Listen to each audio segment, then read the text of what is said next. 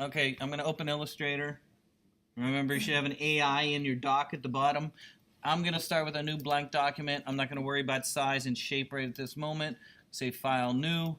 I'm not going to change any of these settings. I'm going to use the default letter, which is 8.5 by 11. And I'm going to hit Create. So it doesn't really matter. Remember, this is called the artboard, and there's stuff outside the artboard. First thing I'm going to do, even before I use brushes, I'm going to talk about the one that's under brushes, the one that's called the Line Segment Tool. The Line Segment Tool. Again, it's using the color down here. If I click and hold my mouse down there, you'll notice there's some line segments. We got a simple line is great, point A to point B. Okay, line segment. If I click on it, I can click and drag, it makes a line. If I click and let my mouse up, it doesn't make a line. Okay, so it's a click and dragging option for the line segment. If I'm using a line segment, I want a straight line, I hold the shift key down and I can click and drag. Makes a perfect straight line. If I want, I can actually do things on an angle holding the shift key down. Notice it's a 45-degree angle. So if I wanted lines to go maybe in a kind of a fan-like circuits, I could do the same kind of steps that we did when we did the flower, right? I can draw a line like that. I can use my circle tool right there like we did. I can click on that and I can duplicate. Remember doing something like that and then hit the Command D again. Look. Ooh, there's a pattern right there. Something like that.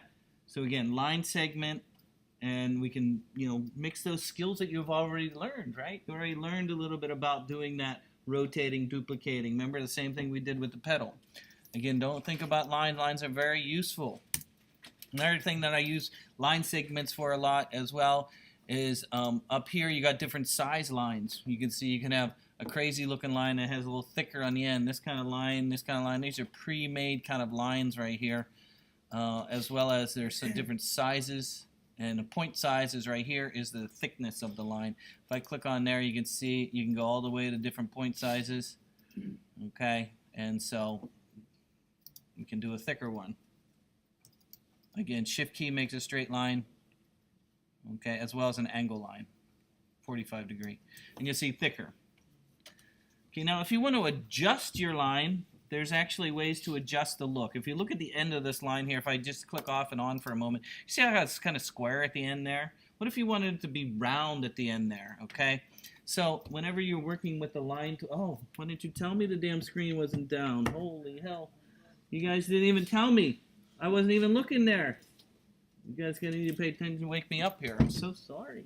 Okay, there we go. We wanted to have round edges. So there's options to the line segment. The options, of course, are in a pop-up window that's called Stroke Options. To bring up Stroke Options, it's under Window, Stroke, Window, Stroke. Where's Stroke? Stroke, right there, Stroke. Window, Stroke. Inside there, and you'll see, oh, there's not a lot of options in there. Well, Illustrator is deceiving, okay? In Illustrator, a lot of these pop-up windows actually have more options inside there. Those more options are actually in the upper corner of a window like Stroke. In the upper corner, you'll see Show Options right there. If you look at that, there's options there. And inside the options for the Stroke, you see here's my round edges right there. Boom. It gives you a little round edge there. See it? Okay, so it's round, and then this one's a square one, but what it is it's showing you that it's taking the consideration of the thickness and adding it to the point, because if you look at the end here, let's look real close here, you'll notice this one kind of ends the stroke right at the point, but what if you wanted to have a little bit of space? That's this one. Basically, it's taking the thickness and adding it there to the end there. As well as the edge. No, we don't have any edges here, but this is if we had a corner there. In addition, you can have a dash line if you want. You can adjust the amount of dashes if you want by adjusting the point size of the dash. So this is like I don't know, 10 point. We got 12 point dash. I don't know. Let's go up to 25. Let's see what that does. There we go. We got a little bit more gap in there. So you can, and I'm not sure what the difference between dash and gap are. In addition, I'm going to turn the dash off. I'm sure you can figure that out. Another important one is arrowhead. You can put an arrow at the end of your line. Why is that? Well, I use Illustrator to do a lot of diagrams, right? Remember the one from last week we were looking at people that use Illustrator and some of my students, and I showed you a student who did kind of like this water kind of diagram, and I said, oh, diagrams are really great for Illustrator, right? Well, diagrams and learning with arrows, these arrows, you know, I used to do a lot of drawings for Westinghouse, nuclear power plants. I did drawings for Westinghouse, all these technical companies, you know. And, you know, I was doing technical drawings, and you use arrows pointing at things all the time. So again, under the stroke options is where you can find arrowheads. You can have arrows on both sides, and one side, and so on, and the size of the arrow, and things like that. Very useful for doing diagrams and things like that. I have things pointing at things. So again, that was under stroke. And it's kind of boring, I know, making simple lines, but hey, remember, that's where the options are. Okay, so about, and I'm going to turn the arrow off because I didn't want the arrow. How do I turn it off? Oh, let's just go to no arrow. No arrows. And there's different types of arrows. So in Illustrator, they actually changed and add an option because a lot of people were kind of frustrated with making just a solid straight line. I mean, you had these things up here that kind of do stuff, but that's not, you know, that's not really, it's just, you know, it's just a preset. Oh, yeah, it's great, beautiful, and wonderful. Well, what if I wanted to adjust this line visually myself? The way you do that is there actually is a stroke tool that adjusts the thickness and thinness of the stroke, and that's this one down here on the left side. It's called the width tool. Width tool. So if I count down 1, 2, 3, 4, 5, 6, 7, 8, 8 down on the left side, it's called the width tool. If I click on that and I come over to a stroke, what I can do is I can click and I can make it bigger. I can click and all I'm doing is dragging, make it thinner. I can click and make it thicker. Click and make it thinner. Click and make it thinner, thicker, thinner, thicker. And you can make shapes looking like that. Looks like a fish or something like that. I don't know. We want to make a fish. Okay, let's do, oh, there we go. No, let's move this in. Oh, I don't know. It's not a fish. It's a dart. I don't know. So you can make shapes like this very easily by taking a stroke or a line and manipulating with this. Now, what it does is it puts points down. You want to adjust your points, you use this tool right here. It's called the Direct Selection tool. If you use the Direct Selection tool, this one is the point manipulator. And if I click on it, it will allow me to, where's my points? No, it doesn't let me adjust? Okay, don't do that. I guess you have to use this tool still. You can still go back and do it. I thought that would allow me to select it. It doesn't. There we go. You still have to use this tool. But it allows you to do that. Okay. So a great way of making shapes and adjusting your stroke. Now, I don't tend to do that, but what I do find that tool useful for, that one that we're just talking about, is if I make a shape and I want to make the stroke a little, I don't want to use the word cooler, but change the stroke. So, I mean, you see the idea of this tool right there. It makes, you know, you make a nice line and you manipulate it. Let me delete all this stuff right now. But let's say I am drawing, let's say, a bear head, because we're going to be drawing animals next class. And I'm using my favorite tool, the pen tool, and I'm going to do, you know, we did shirts with this, didn't we? We'll do our, uh-oh, I don't want this stroke to be so big. Hold on. It's killing me here. Let me start over. Where is it? Pen tool. Where's, oh, there it is. Where's the pen tool? Where's pen tool? Pen tool, pen tool. I want that. Oh, here it is. Pen tool. And my stroke is way too big. I'm going to go back to, let's say, 2 point. So here's my bear head. He's got a little ear. He's got little cheeks. Maybe he's a chipmunk. He's a chipmunk. Whatever. And we're drawing a bear head here. And ears. There we go. Cat head. Okay, whatever. Let's put some color in there. Okay, so we got some kind of cat head or something. So that same tool that we were just using, the stroke manipulation, can be used here as well. And I can come over, and if I want a little bit thickness around one side, I can do that. If I want a little bit of thinness on one side, I can do that. And I can add some thickness around the outside and thinness. So to do something like this is a lot more dynamic and interesting than just the plain line that goes around the outside of an object, right? Again, that same tool that I was just showing you this one, the width tool for your stroke, can be used around the line that goes around any object. Even a circle. Remember we were making circles, squares, and triangles? Here, you want to make it, you make your simple ellipse tool, right? I draw my ellipse. Nice, beautiful ellipse. Kind of boring with a plain line that goes around the outside. Use your little tool here. You might want a little thicker on one side, a little thinner on the other. Oh, look at that. Doing something like that, much more dynamic, very easily done by adjusting the line that goes around the outside. Again, that's this tool right here, the width tool. It's used to manipulate the edges. Okay? Cool. It's very easy to use. Now there's a bunch of other things underneath there. You got your warp tool, your twirl tool, your pucker tool, your bloat tool, your scallop tool, crystallize tool, wrinkle tool. They all do the same kind of thing with what they say they do. So if I click on my shape and I go down here to my, I don't know, let's try the twirl tool. If you click on the line, watch what it'll do to the line. So it's a tool. If you go, it starts twirling the line around like that. Okay. Again, it kind of manipulates it. It's this one right here. You got your warp tool, your pucker tool, bloat tool, scallop tool, crystallize tool, and wrinkle tool. You know, it's not something I probably would use very much, but you can see they're there. Okay. Most important, again, would be the first one, I would say. Great way to give you more dynamic. Straight lines, boring. You know, thick and thin lines. That's why we talk about calligraphy, right? You ever draw calligraphy? And, you know, calligraphy is where you draw with a thick and as it gets thinner on the sun sides and thicker on others as you're drawing. We used to have to do calligraphy when I was in high school. Yes. Calligraphy in high school.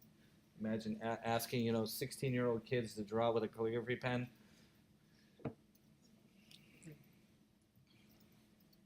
Okay, you ready to move on to the brush? Okay, so again, I was just using, oh, let me finish up here. There is an arc tool. I'm sorry, I want to show you arc tool. Arc, and remember the line segment was just a straight line, right? There is an arc tool to draw a curvy line. If I click on it, again, you drag. Oh, don't drag too far. And it's really not that easy to get it right. You can do the shift key will give you a perfect kind of arc, which would be kind of perpendicular, you know, where you got doom, boom like this. It's like that's like a quarter, I guess, quarter circle, right? I guess that's good. So again, using the arc tool with the shift key, I think is probably the most useful because it's giving you a 45 kind of degree or whatever you want to call that there, and you know you can put things together. And then let's use our bloat tool at the same time. We can make things thick there, thick, thin, thick, thin, thick. Look, you can do something like that. Windmill. Very quickly, arcs and stuff. They do have a twirl tool down here. I don't really, spiral tool, haven't really used that. Again, it makes a spiral. I'm sure there's useful, maybe, you know, flowers, undersea creatures. The rectangular grid is a very kind of useful tool if you're making a grid. It just puts a grid on there. If you, and of course my stroke is too thick, doesn't really show you. There you go. You want to make something that looks like that, fly swatter. Fly swatter. If you want to adjust the amount of lines it puts in a grid, you use the grid tool and you double click on the screen. Or click once, not double click. Click once, and you can tell it how to divide it, how many lines across, how many lines down. Right? Just like you would when you're making a table in Microsoft Word or something like that. Again, it was the grid tool, and you can do things like that. You can put more. You can even mix and match, I think. You can put 8 there and 5 there. Let's see. Oh, that fills with color. I don't have color. So 5 across, 8 across, 5 down. 6 down. But again, if you want a grid of strokes, remember these are all strokes. You could fill them in. It did ask you if you wanted to fill them in. I think you could probably fill this in with a color. There you go. So on. If you want to take these and split them apart, there's ways that you can break objects up inside of Illustrator. so that if you make something like that and you want to split it up and say, oh, I want all individual rectangles there and do something like that, to do that is underneath the expand option, and I haven't shown you that yet, but I have it here right now, and I just want to show you real quick. We'll be using expand a lot. You can use that to split an object up into individual pieces. Once you do expand, I can use my white tool here and click, and I should allow me, oh no, it expanded that, but not the individual. It looked like it broke it up, didn't it? There, that looks like individual ones. Maybe I have to ungroup as well. Let me ungroup. Oh, it split it up this way. Took the lines apart, but didn't make it. We'll do something like that later. Okay, let's move on. So that was under grid. Polar grid tool, that does the same kind of grid, but instead of making it in a square, it does it in a spiral. Same thing, but it does it in a spiral. I don't know. I haven't really found uses for that yet, but you might. I don't know. Let's get to the brushes, because that's probably the more dynamic way of doing things is the brush. Now the brush again is this tool right here. It's 1, 2, 3, 4, 5 down on the right side, and you have the paintbrush tool and the blob brush tool. Okay, the paintbrush tool draws basically one line, where the blob brush tool can be used to draw a bunch of color at the same time. So if I use the paintbrush tool, let me put some color in here again. Let's me put black to white. If I just use the plain paintbrush tool, it'll allow me to draw a brush stroke. Okay, nice simple brush stroke. Again, it uses this color. If I use the blob brush tool and I start drawing, notice how I'm going over top of that? It draws a blob. And the whole purpose of the blob is it sees this now as one object and not a bunch of lines. Okay? Well, I don't know why it did that. But see how if you click on it, it doesn't see the individual lines in there. It sees it as a big shape of color. Whereas if I was using the brush tool, not the blob, the brush tool, and I did the same thing, I started doing this. Look how I'm doing that with the brush tool. It still sees it not as a blob, but see all the squiggly lines in there? It recognizes them as individual lines, even though they're all together and they look like a blob. It doesn't see them as a blob. This is going to be the blob, and this is not a blob. Yep. You can watch The Blob if you want. Everybody see the movie The Blob? The one from the 50s. Yeah. Okay. You can watch all the historical movies you ever wanted to see on here. I just found this out over the weekend. Is it KANOPPY.com?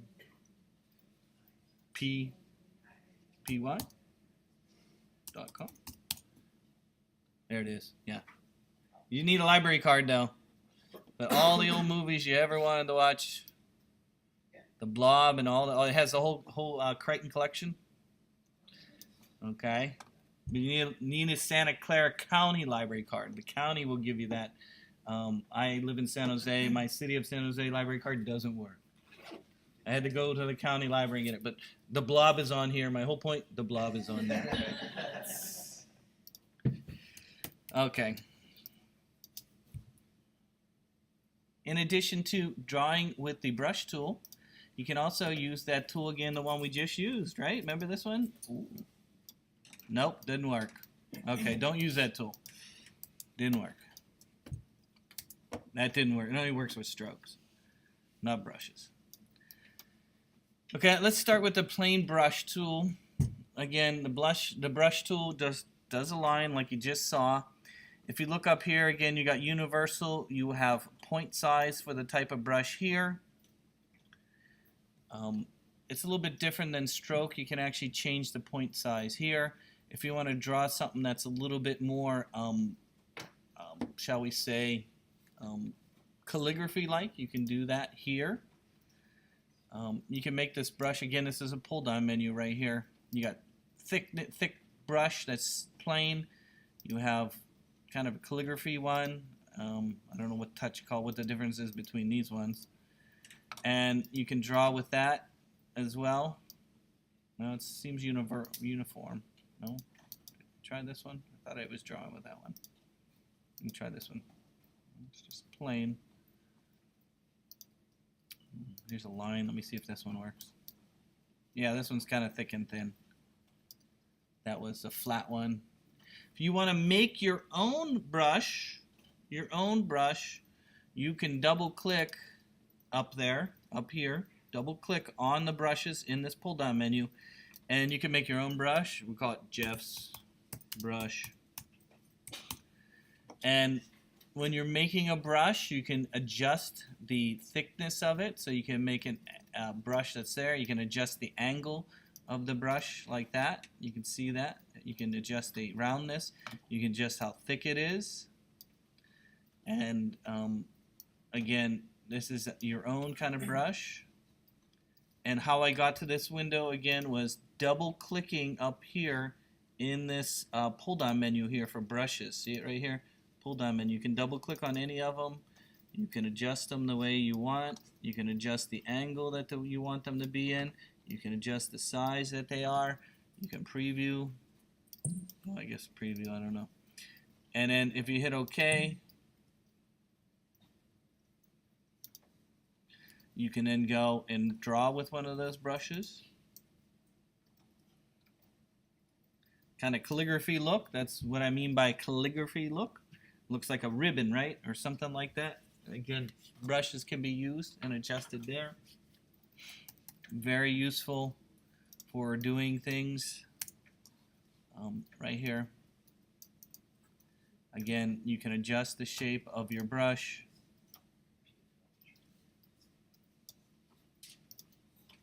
I remember, like I said, when I was 16, I had to draw with a calligraphy brush.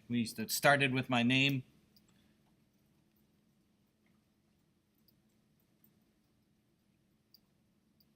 See if you can draw your name. Oh, let's see if you can do it.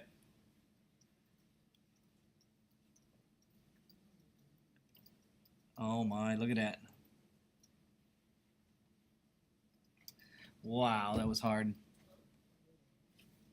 Again, a calligraphy brush is one that's kind of on an angle and thick and thin.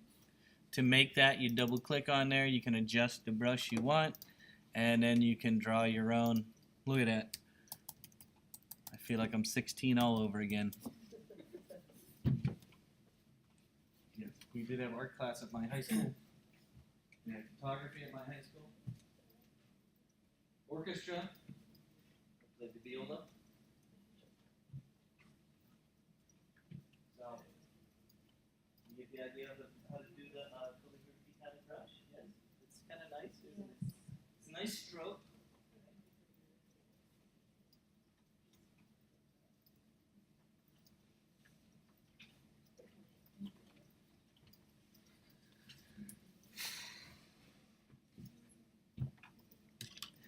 But the true power of the brush, is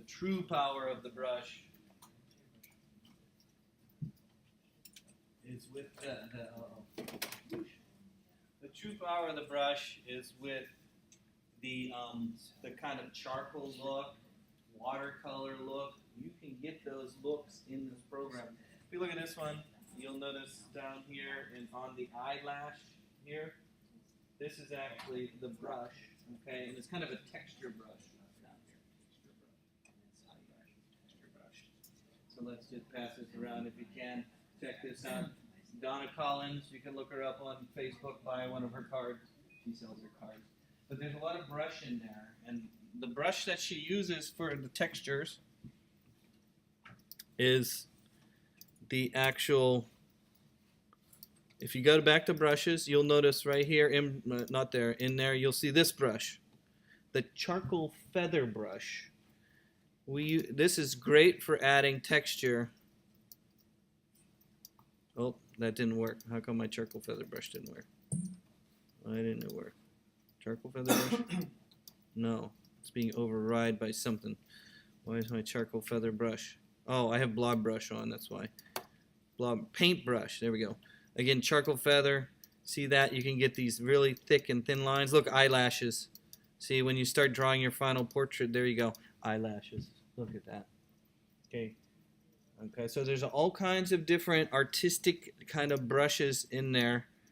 And if you look at the little portrait that we have there, and let me get to Canvas real quick because I want to show you one sample on Canvas here. And I'll show you the brush.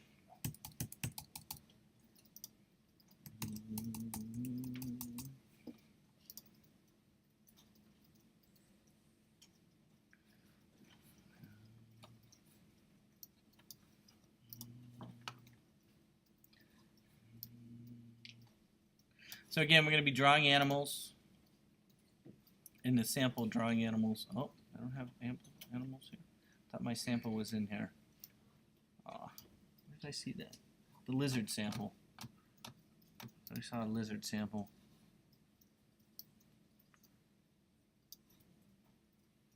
Maybe it was under here. Yeah, here we go. No? Damn. Okay. Can't find my lizard sample. I think that was, hold on. Let me download this already.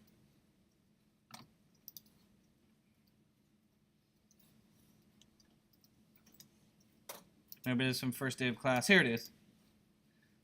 Not very good. I can't really zoom in here. How do I make full screen or zoom in this program? Oh, down here.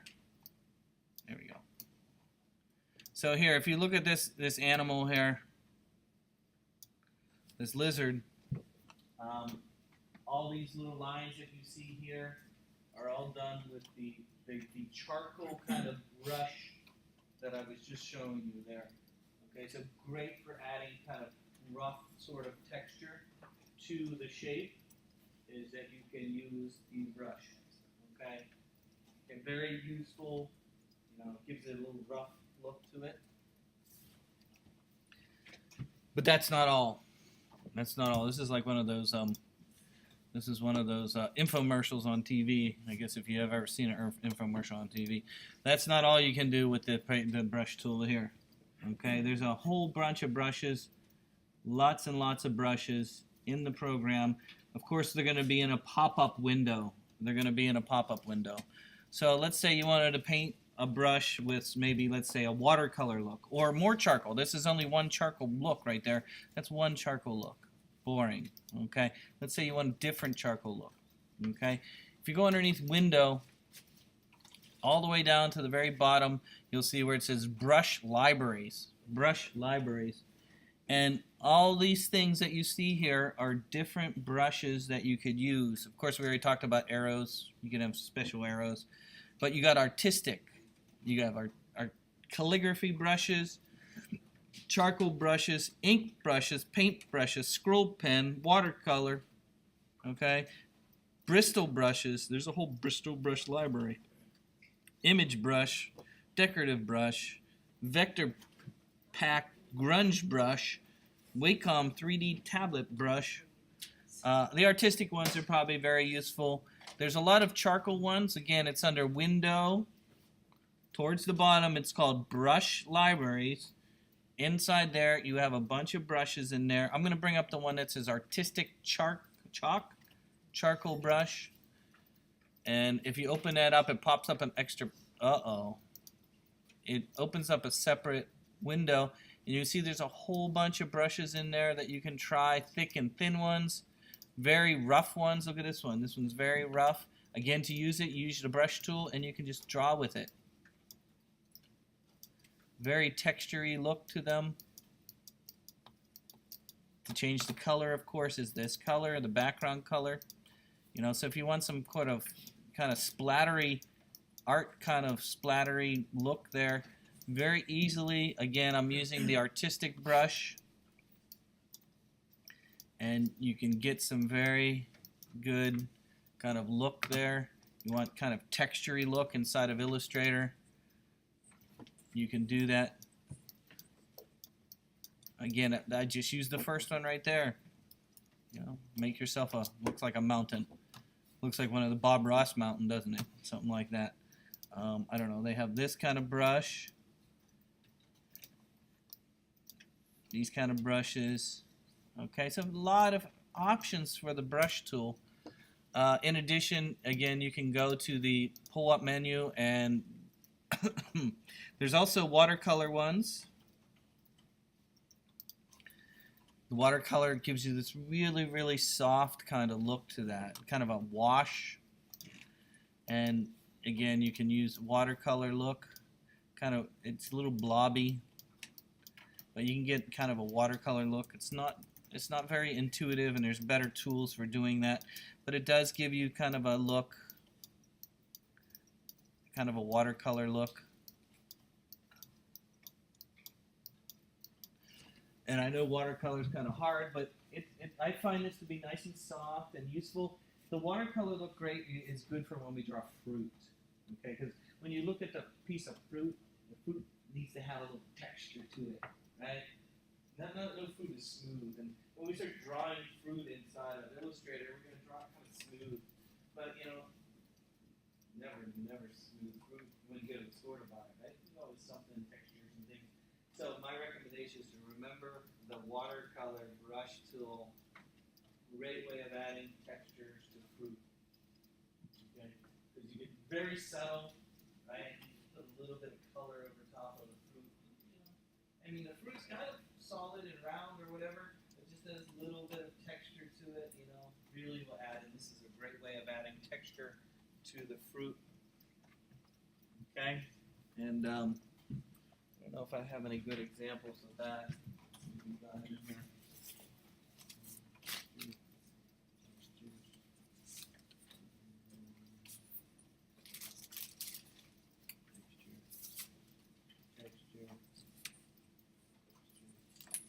Nice watercolor examples. Uh-oh. Oosh. I don't really have any good watercolor. You know, the one that actually had some nice watercolor, somebody who used the watercolor brush tool was the final portrait of this. Let's see if we can get this open again. I think the final portrait of this. No, I don't have it here. No. Yeah. Okay. Don't know about that. Okay, let's get back to the brushes. If I can go back. Okay, so you get the idea of some of those brushes. Okay. Watercolor brush. Again, you have your basic ones. As you use them from the pop-up window, it'll add them over here to your options as well. Over here. Add them to your options.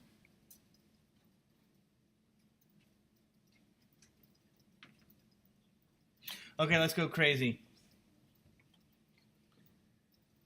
To go crazy, we can actually add even more to your brush and have some fun brushes. Some of the fun brushes you might want to use are called art brushes, scatter brushes, pattern brushes. They do kind of what they say. Remember making the pattern last class? We can do the same thing, but add that pattern to a brush. Okay? A pattern brush. As well as we can make a shape and call that an art brush. Okay, so let's say we want to, you know, let's say we make a, I don't know, make a snake. So I'm going to make a brief snake here, and a little snake, little snake, little snake. Let's give him a little head here. I'm going to make a snake.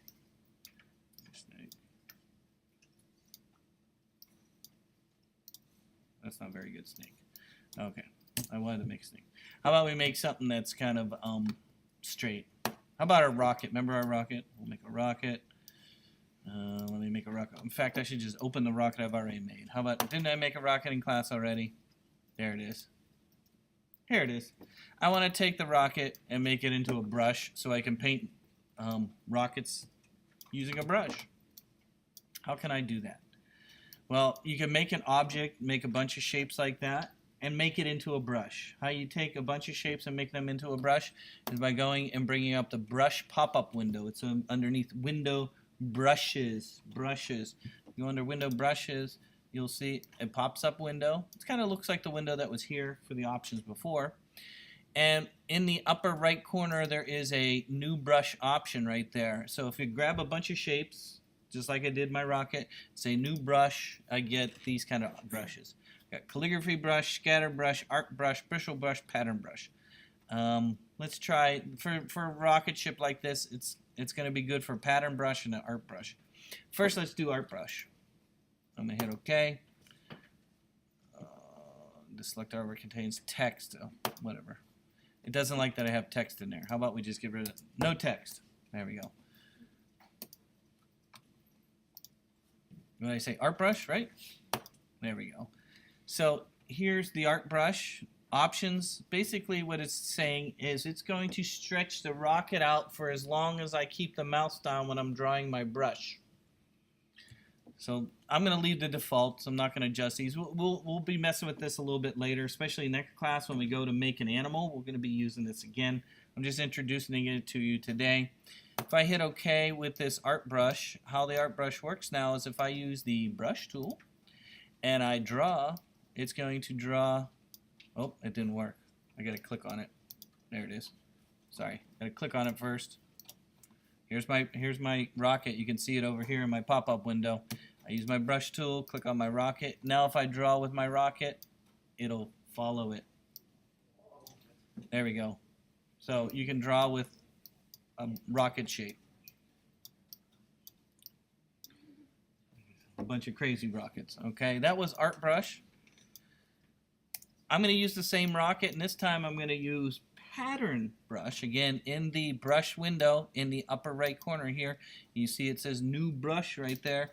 This time we're going to say pattern brush. Now the difference between the art brush is it does one rocket and follow the length.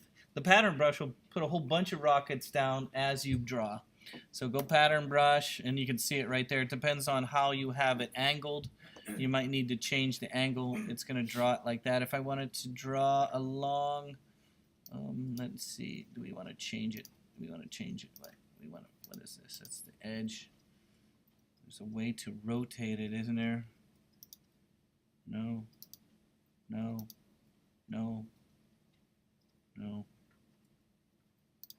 How about this? We rotate it. There we go. Now let's try and do it. What did I say? Pattern brush? There we go. That's the way. See how I had to rotate it to get... This is the way I wanted it to go, not that way. This way. Do you see how I rotated it? So now the brush will kind of follow it. Rocket. Oh, I got to choose it first. Sorry. This one. And now if I draw with it, the rockets will follow along for as long as I go. There we go. Okay, so kind of a rocket brush. But you can do that for anything. In fact, when we get to doing people at the very end of this class, we're going to do portraits. How do you think we're going to do hair? The brush, right? You can use this to make hair, where you make a bunch of lines. Oops. Pencil tool. Where's the pencil tool? Pencil tool. You need pencil, pencil, pencil, pencil. No, pencil, pencil. No, pencil, pencil. Pencil tool. There we go.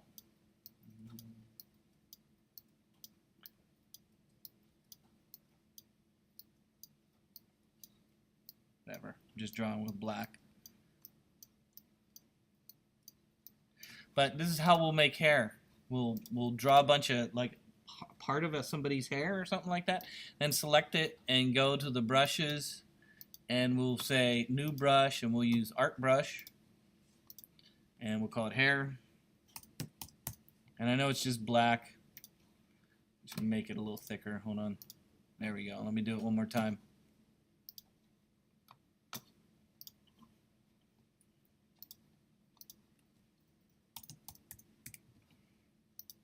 And so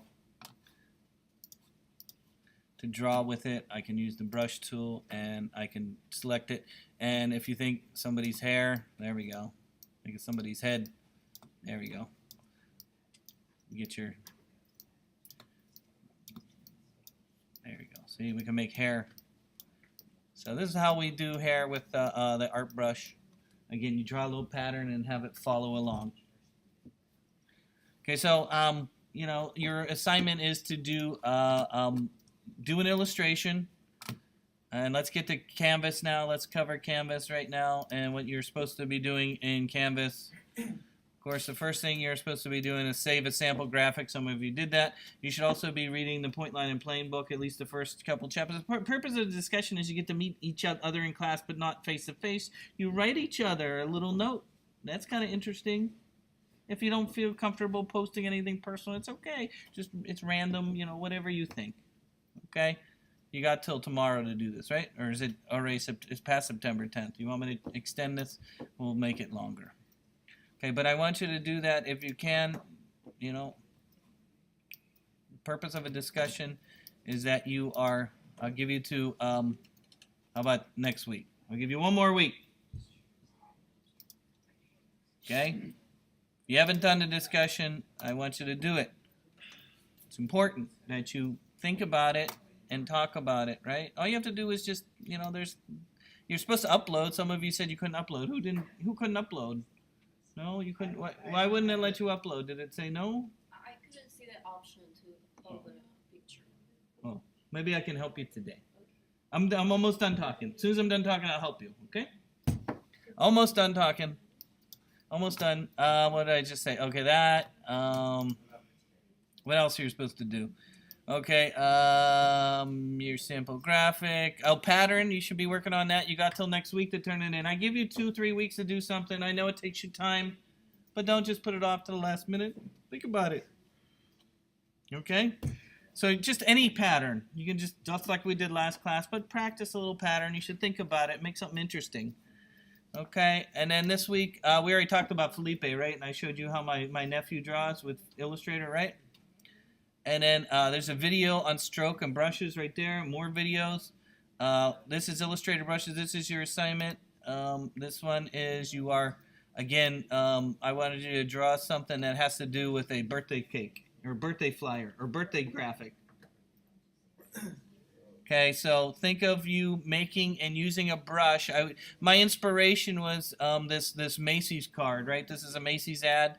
And I was looking at that. Oh, look, the brush. It can be color. It doesn't have to be pure black and white. I know it might say you're supposed to do black and white, but you can use color if you want. I don't know, but make something that has to do with birthday, though. I want a theme. I just turned one in that was Valentine's Day.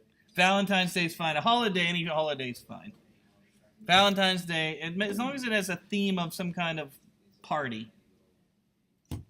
Football party. I don't know. I know football season just started. How about those Raiders? They win or lose? They won?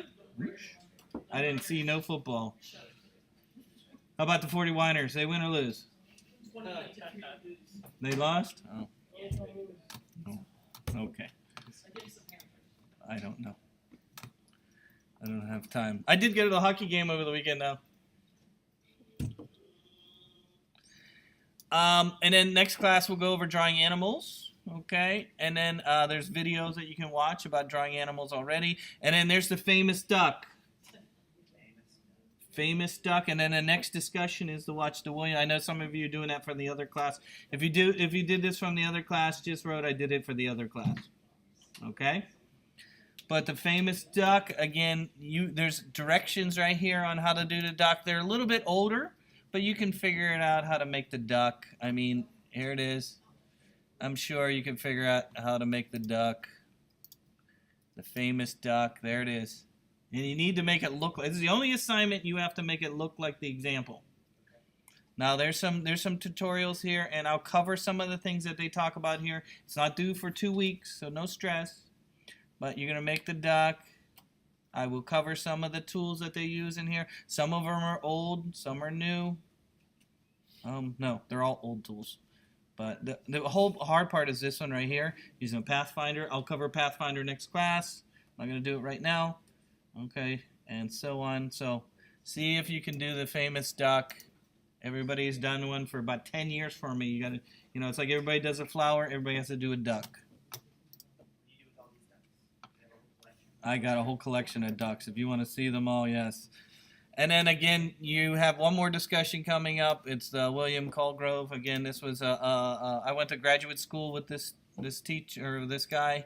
He owns a studio in Washington D.C. and you know, you learn some skills. Go to Washington D.C., walk in his door, and say you were one of my students. He'll hire you on the spot. Hopefully, he'll hire you on the spot. If you want to live in D.C., though, it's kind of cool. His studio is outside of D.C. It's not right downtown, but it's actually in a nice, you know, it's not the nicest section, but I mean, it's in a, you know, interesting area, dynamic area of D.C. D.C.'s a dynamic place. So I'm going to stop my video here. I will put this